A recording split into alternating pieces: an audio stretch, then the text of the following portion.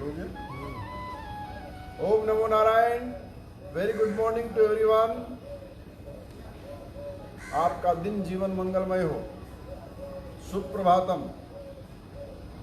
कैसे हैं आप लोग?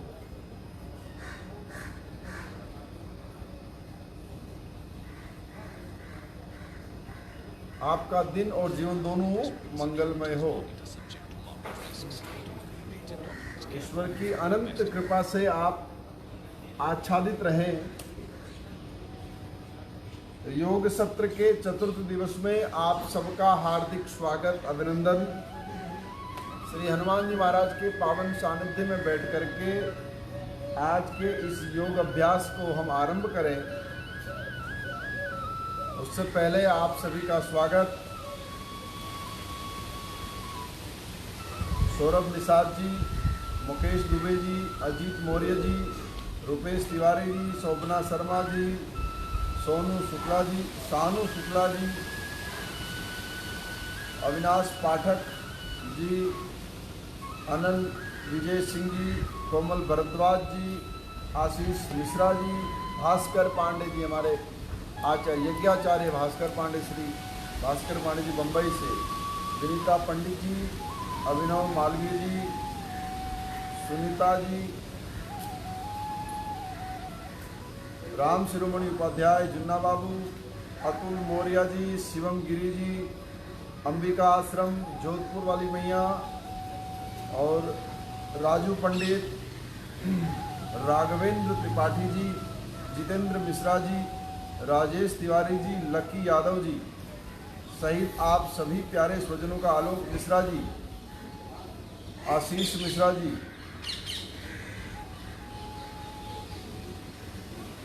लुक सो स्मार्ट, अच्छा बहुत धन्यवाद। आशीष मिश्रा जी धन्यवाद। मयंक चतुर्वेदी जी, मुकेश गुप्ता चाकघाट और श्रीमंत गायत्री जी पवार, देवास रियासत की राजमाता और वहाँ की जनप्रतिनिधि विधायक, आप सभी का हृदय से स्वागत। आप सभी को पुनः एक बार सुप्रभातम, वेरी गुड मॉर्निंग, नमस्कार, प्रणाम, ओम नमो नारायण। योग की इस चतुर्थ दिवस की कड़ी में आप सभी का हार्दिक स्वागत, अभिनंदन है। शास्त्रों ने योग को बहुत सुंदर भाव से आंका है। आइए आप सब एक साथ ओमकार का उच्चारण पहले करें। दोनों हाथों को ज्ञान मुद्रा में इस प्रकार से अपने घुटने पर रखें। मेरुदंड सीधा, गर्दन सीधी, नेत्र बंद और सुंदर ध्वनि को सुनते हुए केवल और केवल ओमकार का ही आश्रय करें, जिसमें ज्ञान है, वैराग्य है, सुख है, अनंत अनंत सुख है, रिलैक्सेशन, हैप्पीनेस एंड सक्सेस, तीनों के तीनों पावन वस्तुएं इस ओमकार में छुपी हुई है। इसलिए श्रद्धेय भाव से ओमकार का उच्चारण।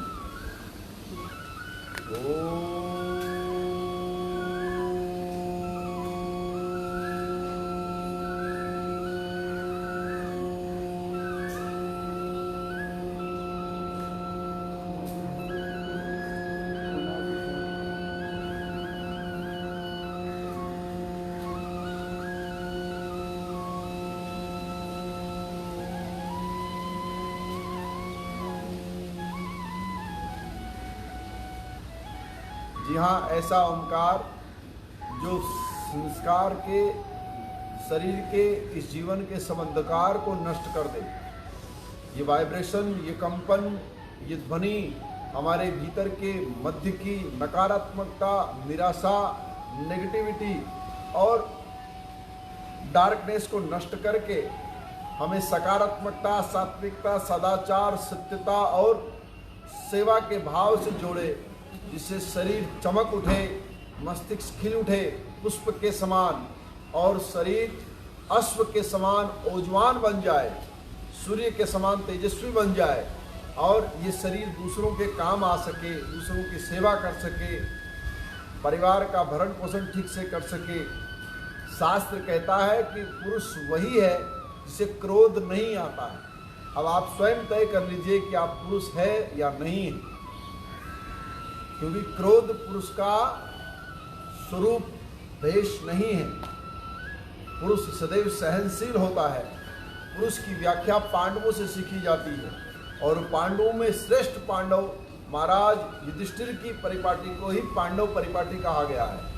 महाराज युधिष्ठिर जिस न्याय के साथ, जिस वेग के साथ, जिस ओज के साथ और जिस संयमितता के साथ कौरवों के साथ युद्ध लड़ा था, वही पांडव पूर्ण पुरुष के रूप में द्वापर के पश्चात कलयुग में उनको उदाहरण के रूप में देखा जाता है। इसलिए क्रोध रहित, अशांत मन ना हो, क्रोध ना हो।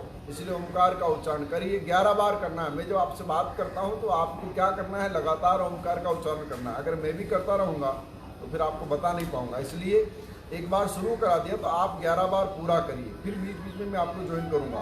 पुनः एक बार श्वास को भरिए।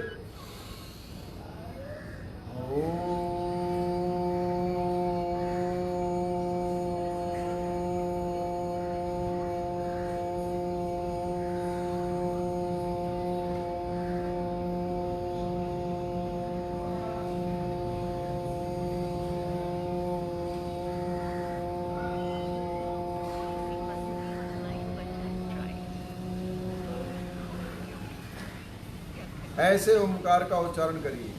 हम आज आपके साथ एक विशेष मंतव्य के साथ हैं। वेदों में आयुर्वेद को तत्वानुसंधान कहा गया है। डॉक्टर गोपाल शास्त्री मिश्र के द्वारा एक बहुत सुंदर लेख आरोग्य अंक में कल्याण में छपा था। मैंने उसका अध्ययन किया तो मुझे इतना अच्छा लगा कि मुझे लगा कि आप सबके साथ उसके कुछ श्लोक, कुछ बातें शेयर करनी चाहिए। ये कितना सुंदर है। ये भाव कहता है कि जीवेम शरदम सतः। कलयुग में मनुष्य का एक लक्ष्य होना चाहिए कि 100 वर्ष तक हम जिए। जी हाँ, हम जिएंगे तो ही अच्छे कर्म करेंगे। और जीना किसे कहते हैं, ये बहुत बड़ा एक पहलू है। जीना उसे कहते हैं जिस जीवन में कलह ना हो, जिस जीवन में किसी के साथ द्वेष ना हो, जिस जीवन में किसी के साथ कोई नकारात्मक ऊर्जा न जुड़ी हो। जो कुछ मिला हो उसे स्वीकार किया जाए और जो कुछ हो रहा है उसे ईश्वर के भरोसे छोड़ दिया जाए। किसी ने बड़ी खूबसूरत बात कही है, कल को बनाने के चक्कर में सुबह से शाम हो गई और कल का पता नहीं मेरा आज भी मेरे हाथ से चला गया, है ना। कल क्या होगा, कल क्या होगा, कल क्या होगा, इस पे हमने अपने वर्तमान को नीचे कर दिया। तो जीवेम सरदम सतह की जो परिपाटी है वो इस प्रकार से है। वेद क्या कहते हैं, पश्चिम सरदः सतम, जीवेम सरदः सतम, शृणुयाम सरदः सतम, प्रब्रवाम सरदः सतमदीना, श्याम सरदः सतम, भूयश्च सरदः सतम। यजुर्वेद के 36वें अध्याय की 24वीं सूक्ति ये हमें समझा रही है 100 वर्ष तक हम देख सके, 100 वर्ष तक हम सुन सके, 100 वर्ष तक हम बोल सकें और 100 वर्ष तक इन हाथों से सेवा कर सकें। प्रभु हमें ऐसा आशीष दीजिए, ऐसी हम पर कृपा करिए। आगे क्या बोल रहा है, शरीर कैसा हो 100 वर्षों की आयु में। आयुर्वेद का सूत्र क्या कहना चाहता है, वांश्या विभुजाम षण्मूत्रिद्विपारिक्षम, स्वल्प मेथुन कारी च शतवर्षण जीवितम। अर्थात 22 करवट सोने वाले, 24 घंटे में 2 बार भोजन करने वाले और दिन रात में 6 बार मूत्र त्याग करने वाले तथा 2 बार मल त्याग करने वाले और आवश्यक होने पर अल्प मात्रा में विषयों का सेवन करने वाले व्यक्ति 100 वर्ष तक जी सकते। कितना सुंदर भाव बताया। देखो, लेफ्ट साइड में सोना, दाएं करवट का सोना इतना शुभ माना गया, आयु बढ़ा देता है। और 24 घंटों में ये मुख भोजन के लिए मात्र 2 बार खुले, 2 बार ही भोजन हो। और उसके साथ साथ दिन और रात्रि में 6 बार मूत्र का त्याग होना चाहिए। पेशाब को यूरिन को कभी रोकना नहीं चाहिए। 6 बार इसका त्याग अनिवार्य है पेशाब का। और 2 बार मल त्याग, यानी टॉयलेट के लिए 2 बार, एक प्रभात काल में, एक संध्या काल में, 2 समय शरीर को साफ करना चाहिए। उसके साथ साथ अल्प मात्राओं में विषयों का सेवन, सांसारिक जीवन को जीने के लिए उस पर अधिक चिंतन ना करते हुए अल्प मात्रा में ही उसका भाव लेना चाहिए, तभी मनुष्य 100 वर्ष तक जीवित रह सकता है।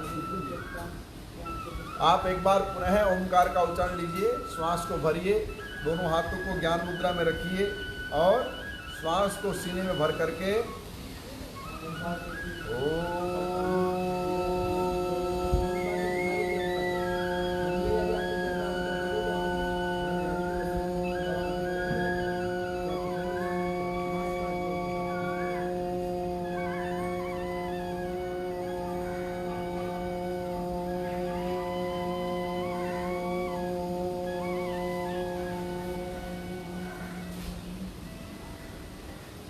ये ओंकार हमें पवित्र बनाएगा, ओजस्वी बनाएगा। हितकारी आहारी को ही जितेंद्रिय कहा गया है। जो आहार हित के लिए हो, जो आहार शरीर को नुकसान ना पहुंचाए, वही पानी, वही पेय पदार्थ और वही भोजन इस मुख से भीतर जाना चाहिए, है ना। बहुत अनिवार्य है कि जो हितकारी ना हो उसको देखा भी ना जाए। 63 सहस्राणि रात्रिणां हितभोजनः जीवत्या नारो जन्तु जीतात्मा समता सताम।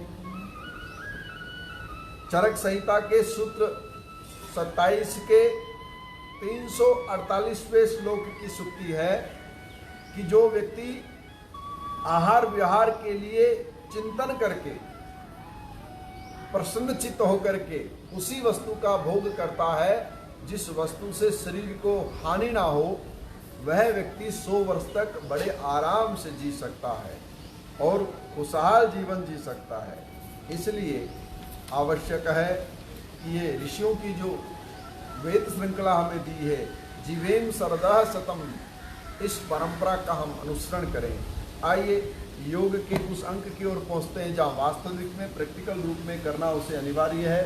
जो नए जुड़े मित्रों का भी मैं हार्दिक स्वागत अभिनंदन करता हूँ। देवेंद्र कुमार पांडे जी, वकील साहब डीके बाबू, जे ठाकुर, नीलम दीवान जी, रितेश सिंह जी, रिंकू कुशवाहा जी, उपेंद्र यादव जी, शरद मिश्र जी हमारे इस पेज को हैंडल करते हैं, वह शरद मिश्रा जी, और वैभव कुमार मिश्रा जी, ध्रुव शुक्ला जी, देवचंद हमारे डेज के फाउंडर मेंबर और डेज के ऑस्ट्रेलिया के प्रेसिडेंट, ओम नमो नारायण। भावना मैया अमेरिका से हमारे आश्रम की मुख्य परिकर मानी जाती है और मैया का बहुत स्नेह हम पर रहता है सदैव। भावना मैया, सुखेंद्र लाल प्रजापति और विनोद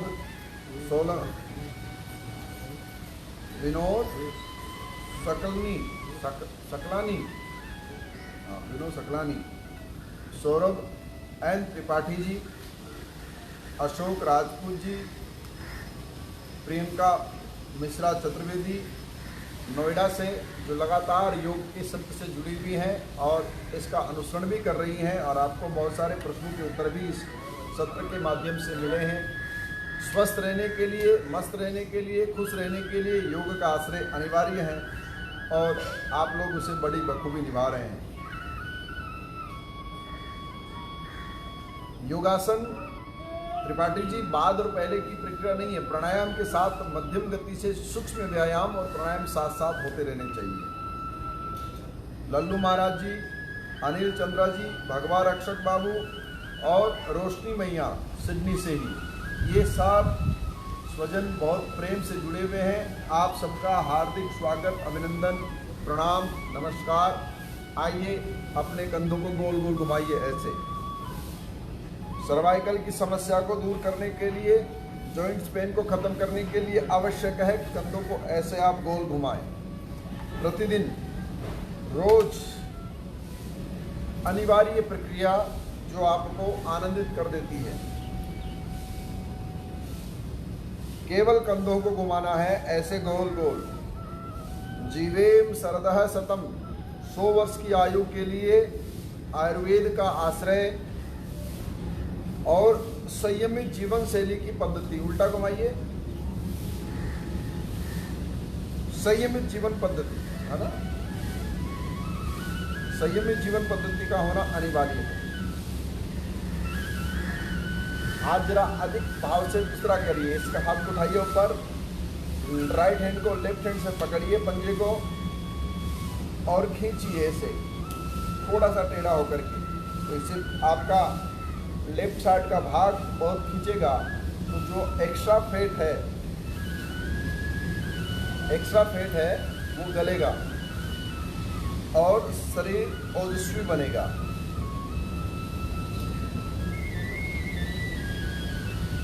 मात्र 30 सेकंड रोक करके सांस को नॉर्मल रखना है, ब्रीथ नॉर्मल। सभी लोग इसे कर सकते हैं। अगर ये अभी नहीं किया तो फिर बाद में ये हाथ कभी ऊपर जाएंगे नहीं। जब हाथ ऊपर नहीं जाएंगे तो शरीर में रोग आएगा और रोग मनुष्य को गिरा देता है, रोग मनुष्य को हारने के लिए विवश कर देता है। इसलिए रोग से बचने के लिए जीवेम शरदः शतम की परिपाटी को अपनाइए। यह आपके जीवन को धन्य बनाने वाली परिपाटी है, यह आपके जीवन को दिव्य बनाने वाली परिपाटी है। इसका आश्रय करिए। हमने एक आसन प्रारंभिक दिनों में बताया था, मेरा वो प्रारंभिक दिनों में मैंने एक आसन बताया था, उसका नाम था कंधार आसन, है ना। आपने उसको किया भी था। आज मैं उसके आपको महत्व के साथ पुनः करके दिखाता हूँ। कई लोगों की मांग थी और विटामिन B12 की जानकारी लेकर के आने की इच्छा है। विटामिन B12 आपको बताना है मुझे आज। B12 में B12 कैसे किन किन चीज़ों में होता है और B12 की कमी से क्या समस्याएं होती है और B12 के परिपूर्ण होने पर शरीर में कैसी स्फूर्ति आ जाती है।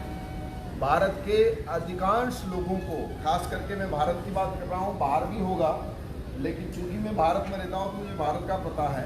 भारत के अधिकांश लोगों में, यहाँ तक कि डॉक्टरों में भी B12 और विटामिन डी की कमी बहुत पाई जाती है और ये दो विटामिन कम होने के कारण ही शरीर बहुत रोगी हो जाता है।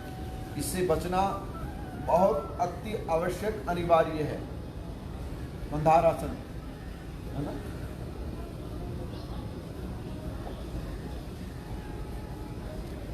ऐसे लेटना है और अपने पाँव को पकड़ना है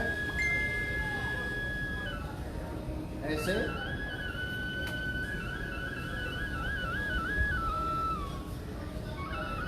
ऐसे पकड़ना है और उठना है ऊपर ऐसे ऐसे।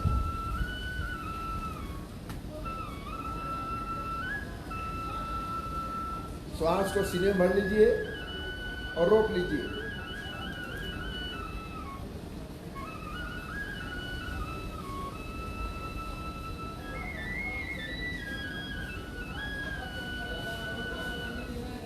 कम से कम 30 सेकंड और मैक्सिममली 3 मिनट तक आसन को किया जाए। इससे कमर की समस्या और इससे पाचन शक्ति का मजबूत होना, चेहरे में तेज बढ़ेगा, रक्त की शुद्धि होगी, शरीर लचीला बनेगा और जो हमारी नाभि कुंड है ना, इसकी अग्नि प्रज्वलित हो जाएगी, यह ऊर्ध्वगामी हो जाएगी।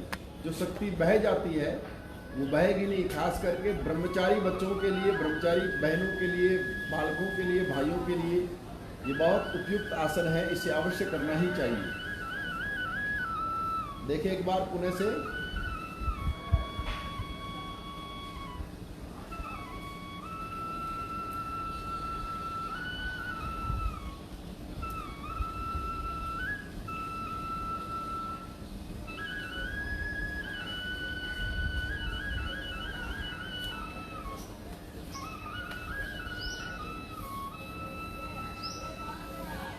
ठीक बात।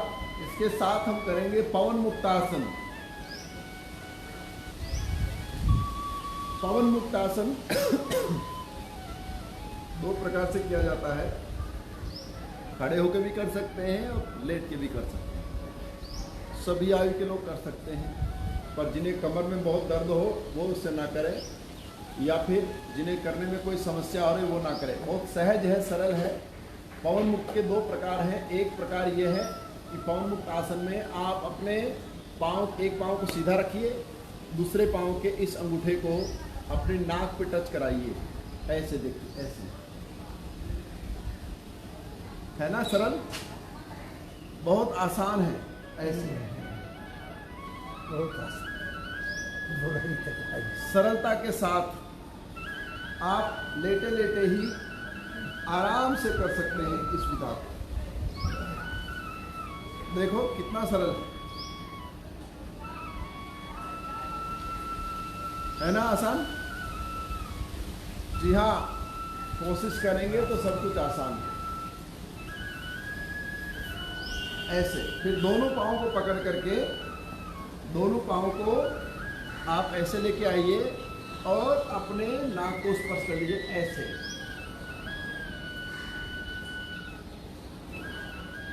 कितना सरल है। कम खाएंगे तो, कम सोएंगे तो, और कम चिंता करेंगे। चिंता करने से नसें अकड़ जाती हैं, चिंता करने से चेहरे की मासूमियत चली जाती है, क्रूरता आ जाती है चेहरे पे। चेहरा एकदम क्रूर होने लगता है, मुस्कुराहट नहीं, किसी प्रकार का उल्लास नहीं, उत्साह नहीं, उमंग नहीं, हमेशा क्रोध में रहना, जैसे कोई युद्ध भूमि में जाने की तैयारी हो। अरे क्या आवश्यकता है सब करने की। प्रसन्न रहिए तो नसें भी प्रसन्न रहेगी। देखो दोबारा से, दोनों पाँव को पकड़ो, दोनों पाँव को मिलाओ ऐसे, और धीरे से अपनी ओर खींचो और ऐसे आ जाओ, ऐसे ऐसे ऐसे ऐसे, है ना। इसका दूसरा प्रकरण वो भी बड़ा सरल है। इसको ऐसे पाँव को मोड़िए और फिर पाँव को ऐसे जकड़ लीजिए, ऐसे जकड़ के घुटने पे मुख को लगाइए, ऐसे ठोड़ी को लगाइए, श्वास को बाहर निकाल के छोड़ दीजिए।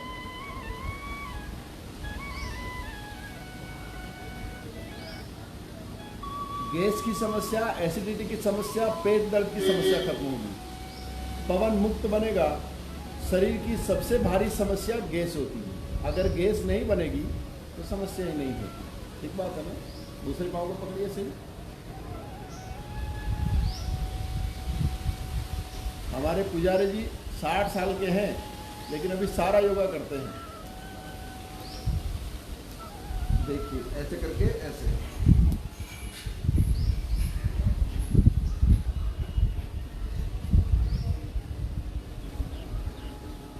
सिंपल है ना, बहुत सहजता के साथ। पवन मुक्त आसन, शरीर को पवन मुक्त कर देने वाला। गैस, एसिडिटी, पेट की जलन, पेट का दर्द होना, पेट का दुखना, पेट की चर्बी का बढ़ना, ये सब बहुत आसानी से इस आसन से ठीक हो जाते हैं।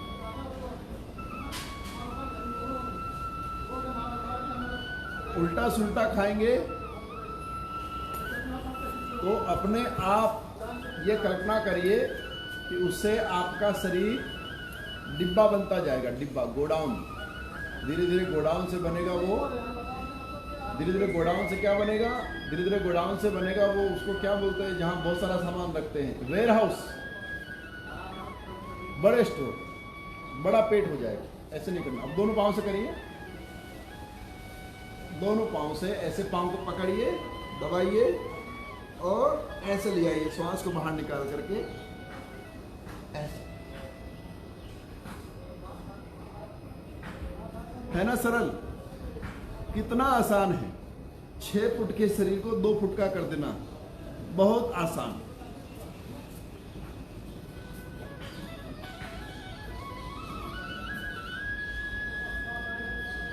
आहा, ये सहजता, ये सरलता, ये कोमलता हमारे जीवन को धन्य बनाने वाली। ये हो गए आसन के प्रकार। अब ऐसे ताड़ासन करिए, खड़े खड़े ऐसे कर सकते हैं, क्योंकि कैमरा इतना ऊंचा नहीं जाएगा। मैं खड़ा होऊंगा तो मैं आधा दिखूंगा, तो आप लेटे समझिए। ऐसे पंजों के बल में ऐसे खड़ा होना है आपको, ताकत के साथ खींचना है, ताड़ासन।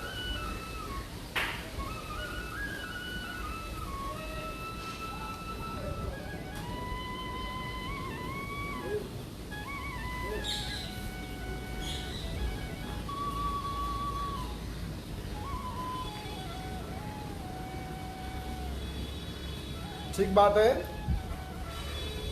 अब हम चर्चा करेंगे विटामिन B12 पे, है ना। विटामिन B12 जो है वो बहुत उपयोगी तत्व है हमारे शरीर का। इससे नुकसान क्या होते हैं?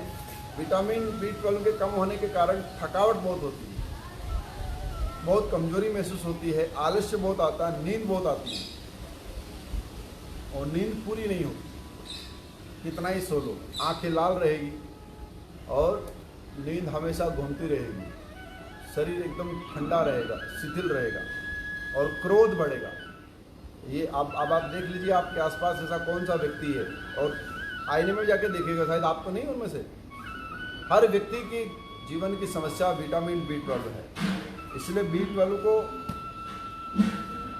हृदय के लिए, फ्रेश त्वचा के लिए और खून की कमी को दूर करने के लिए इसका भाव लिया जाता है। और बालों की मजबूती के लिए,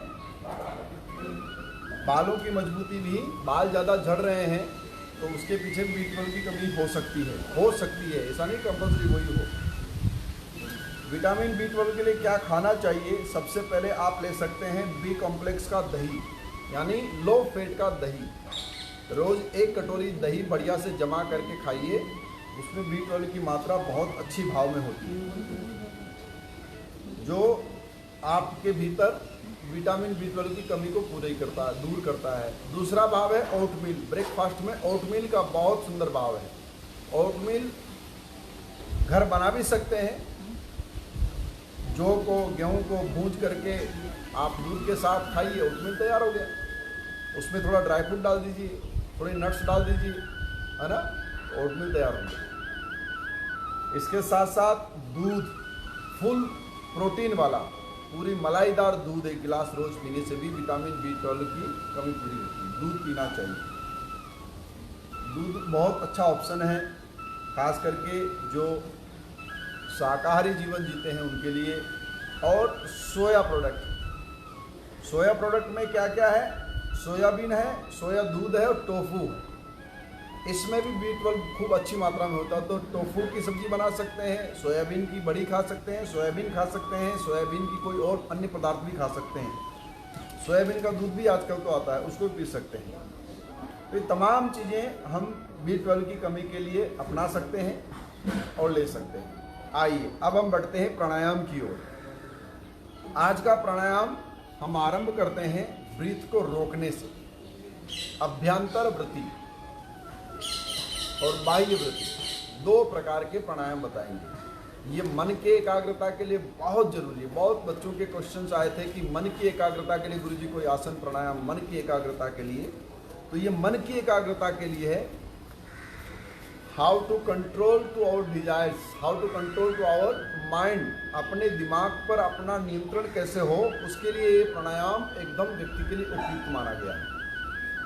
और शरीर एकदम स्थिर हो जाएगा।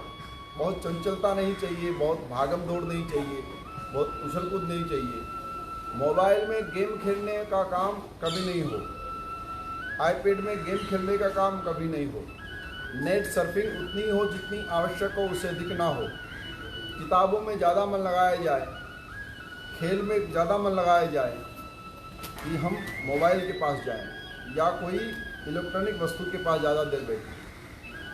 ये प्राणायाम हमें इस प्रकार की जो नकारात्मक ऊर्जा उसे दूर करेगा और हमारे मन को, चित्त को स्थिर करेगा। योग है चित्त वृत्ति निरोध है। योग की एक बहुत बड़ी खासियत यही है, महर्षि पतंजलि कहते हैं कि चित्त की वृत्तियों का निरोध कर देता है, यानी चित्त की जो वृत्तियां हैं, जो गलत वृत्तियां, उनको नष्ट कर देता है और चित्त को शांत कर देता है। तो इसमें पहली विधि क्या है? श्वास को धीरे से लीजिए, सीने को फुलाइए और गर्दन को झुका करके रोक लीजिए।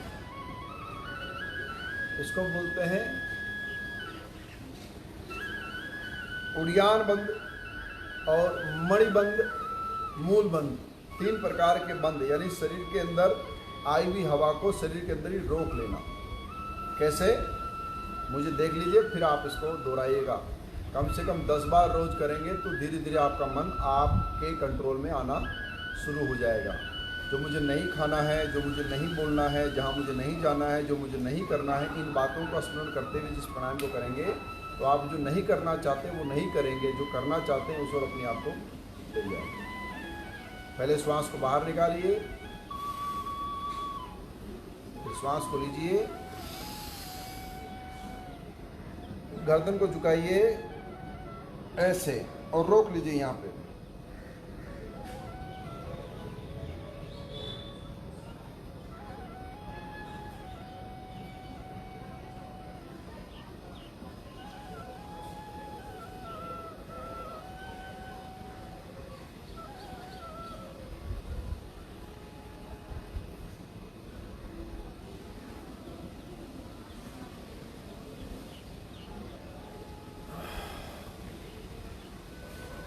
फिर धीरे से गर्दन को उठा के श्वास को छोड़िए। मस्तिष्क से लेकर के चेहरे तक की सब कोशिकाएं एकदम रक्त के प्रवाह से ओतप्रोत हो जाएगी। चेहरा लाल हो जाएगा, चेहरे का ओज बढ़ेगा। जिनको सर्दियों में सर्दी अधिक लगती है उनके लिए भी प्राणायाम बहुत महत्वपूर्ण है। ब्रह्मचारी व्यक्ति के ब्रह्मचार्य को बचाने के लिए प्राणायाम बहुत महत्वपूर्ण है। उसके साथ साथ ब्यूटी जो चाहिए किसी को, चाहे वो पुरुष हो चाहे स्त्री, जो चेहरे पे चमक चाहते हो, उनके लिए प्राणायाम बहुत कारगर है, बहुत कारगर है। अपने आप फोड़े, फुंसी, कील, मुहासे चेहरे से भाग जाएंगे और चेहरा सूर्य के समान दमक उठेगा और मन की वृत्तियों को भी ये आपके वश में करेगा। इतना इसका लाभ। दोबारा से करिए। श्वास को पहले बाहर छोड़िए, नेत्रों को बंद करिए, श्वास को भरिए, गर्दन को झुकाइए और रोक लीजिए यहाँ पे।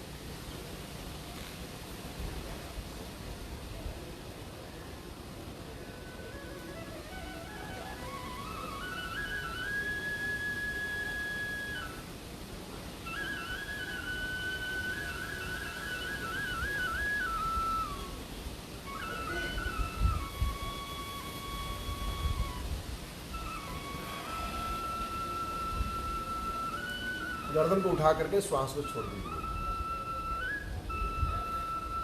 जब हम करते हैं ना तो ब्रह्मरंध्र से लेकर के मस्तिष्क के कपाल तक, ललाट, गाल, होठ, नाक, दाढ़ी, ये पूरा का पूरा भाग ओज से भर जाता है। खूब ताकत से दबाइए। श्वास को इस गले से ऊपर नहीं आने देना है और भीतर ही भीतर दबा के रखना है। बस इसे वो लोग ना करें जिन्हें हार्ट की समस्या हो, और वो लोग ना करें जिन्हें दमा यानी शॉर्ट ब्रीथ हो, है ना। ये 2 लोग ना करें, बाकी सब कर सकते हैं। गर्भवती महिलाएं ना करें, गर्भवती महिलाओं के लिए ये नहीं है। बाकी सब इसे कर सकते हैं। स्त्री, पुरुष, बच्चे, बूढ़े, सभी लोगों के लिए बहुत उपयुक्त प्राणायाम है। बाह्य वृत्ति, अभ्यंतर वृत्ति, और अब इसका दूसरा पार्ट है बाह्य वृत्ति। जैसे हमने भीतर श्वास को रोका सीने में, ऐसे श्वास को बाहर की ओर रोकना है। पूरे शरीर को एम्प्टी एयर करना है।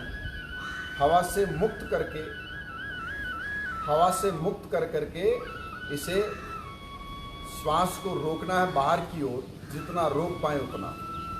और उसके बाद धीरे धीरे मूल बंद, उड़ियान बंद और मणिबंद, तीनों बंधों को लगा करके एक जड़ चेतन बन करके बैठ जाना। जैसे वृक्ष होता है ना, ऐसे बैठ जाना। ये क्या करेगा? ये हमारे पेट के भीतर जो भी समस्या है उसे खत्म करेगा।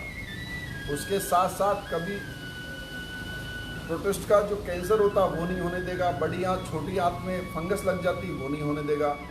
उसके साथ साथ मन को आपके नियंत्रण में करेगा और उसके साथ साथ आपके शरीर को ओजस्वी बनाएगा। नाना प्रकार के रोगों का उपाय है ये प्राणायाम। इसको आप एकदम साकार रह करके पत्थर के समान बन करके दिखाइए स्वयं को। देखिए कैसे करना है। ये पेट की कला है तो पेट से इसको समझना पड़ेगा। ऐसे श्वास को पहले लीजिए, फिर छोड़िए, पूरा श्वास बाहर निकालिए,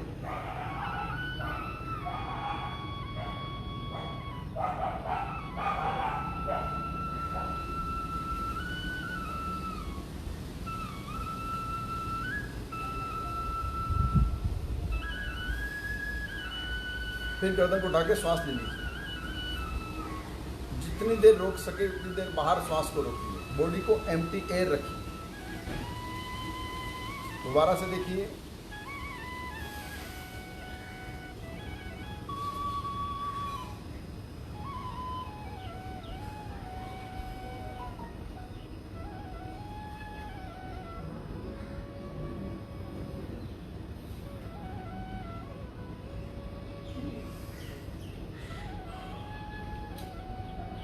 जितना रोक पाए उतना रोकेंगे और फिर श्वास को ले लेंगे। 5 से 10 बार रोज इस प्रक्रिया को करने से भी खास करके विद्यार्थियों के लिए, युवा साथियों के लिए बहुत लाभकारी है। मन की वृत्ति को शांत करने के लिए, चित्त को एकाग्र करने के लिए, मस्तिष्क को, मन को अपने वश में करने के लिए ये अभ्यंतर वृत्ति, बाह्य वृत्ति प्राणायाम दोनों के दोनों बहुत महत्वपूर्ण है। एक बार पुनः आप सब देखिए।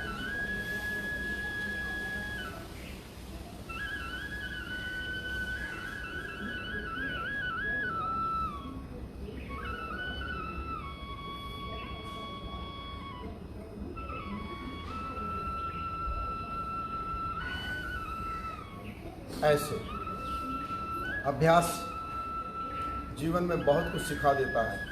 अभ्यास से जीवन बहुत उपयुक्त बन जाता है। इसलिए अभ्यास का सहारा लीजिए। अभ्यास आपके लिए बहुत मंगलमय हो, इसकी कोशिश करिए। आइए हम नाड़ी शोधन और कपालभाति की ओर बढ़ें। थोड़ा सा ये करना अनिवार्य है। दोनों प्राणायाम बहुत महत्वपूर्ण हैं। तो पहले हम करते कपालभाति।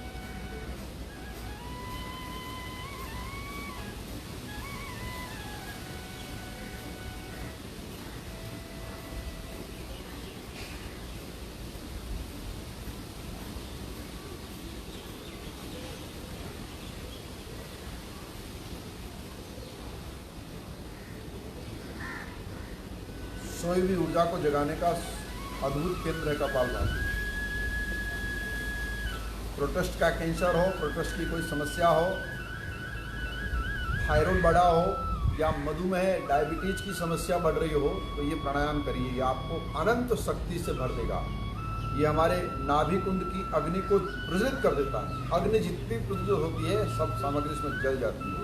तो अग्नि के प्रज्वलित होने से, अग्नि के फायर के स्टार्ट होने से शरीर के रोग अपने आप जल जाते हैं। कपालभाति करिए।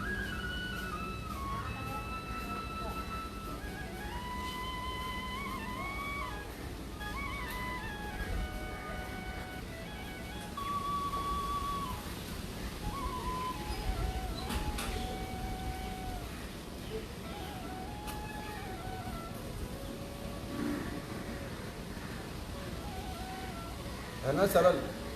इसमें तो कुछ करना ही नहीं। इत्मीनान आनंद पूर्वक बैठ करके स्वच्छ हवा में तनाव रहित होकर के भगवत भजन का आश्रय करते हुए आप इस अभ्यास को करें।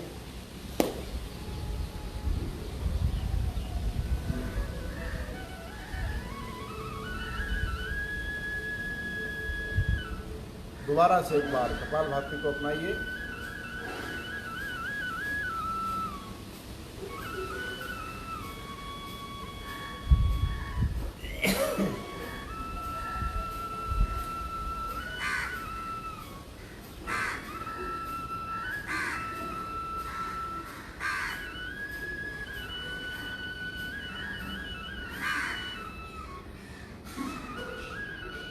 कपालभाति करके जब थक जाए तो श्वास को बाहर निकाल करके नीचे को झुक जाइए से।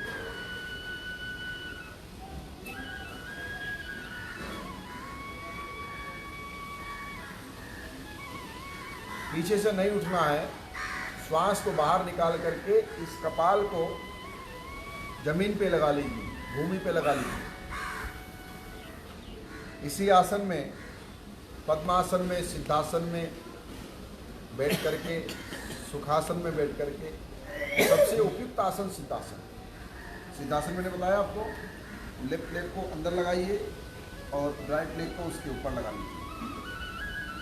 ये आसन अद्भुत है योग के लिए, भोजन के लिए, कार्य पद्धति के लिए और शरीर को संयमित बनाने के लिए। सिद्ध, हर प्रकार की सिद्ध क्रिया को करने के लिए इस आसन में काम करिए। आपका कार्य सिद्ध होगा और आपका जीवन सिद्ध होगा।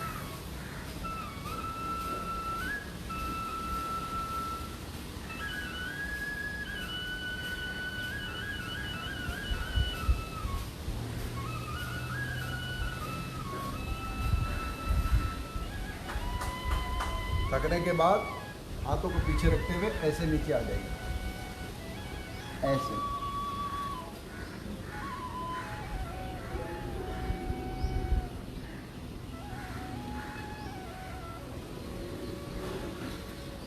सरल क्रिया ना, बस आगे उनको नहीं झुकना है जिनकी कमर में दर्द हो या सिर्फ डिस्क की प्रॉब्लम हो या कमर में किसी प्रकार की कोई प्रॉब्लम हो, उसको आगे नहीं झुकना है।